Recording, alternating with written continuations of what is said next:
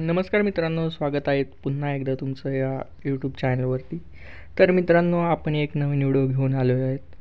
तो म्हणजे बांधकाम कामगारात ज्याचं पण नोंदणी आहे, तर त्यांच्या मुलांसाठी मित्रांनो स्कॉलरशिप दिली जाते. तर त्यासाठी लागणारी कागदपत्रे काय आहेत, ऑनलाईन फॉर्म कसा भरायचा आणि कुठे सबमिट करायचा, तर ही संपूर्ण माहिती मित्रांनो या व्हिडिओमध्ये दिलेली आहे. तरी मित्रांनो, तुम्ही हा व्हिडिओ कुठेही स्किप न करता पूर्ण बघा, त्यामुळे तुम्हाला पूर्ण माहिती मिळेल. तर मित्रांनो, बांधकाम कामगारांच्या मुलांसाठी मित्रांनो इथे एक स्कॉलरशिप आहे, तर ती कशी करायची आहे पाहूया.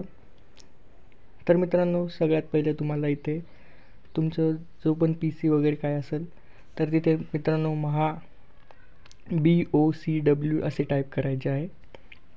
इथे आल्यानंतर मित्रांनो पहिली जी वेबसाईट आहे ऑफिशियल, त्याच्यावर क्लिक करायचे आहे.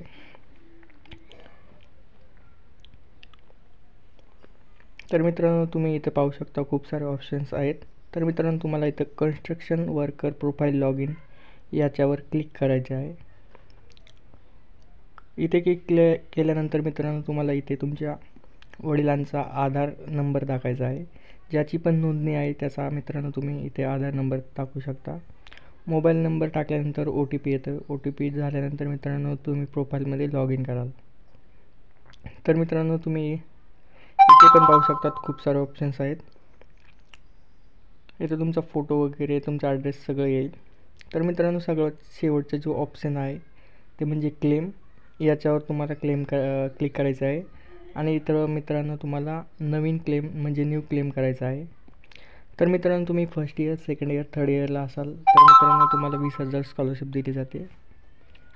इथून न्यू क्लेम केल्यानंतर मित्रांनो तुम्हाला काही कागदपत्रे आवश्यक आहेत, तर ती कोणकोणती आहेत ते पाहूयात अगोदर. तर मित्रांनो, तुमच्याकडे कॉलेजचे ईमेल ID आणि फोन नंबर असणे आवश्यक आहे.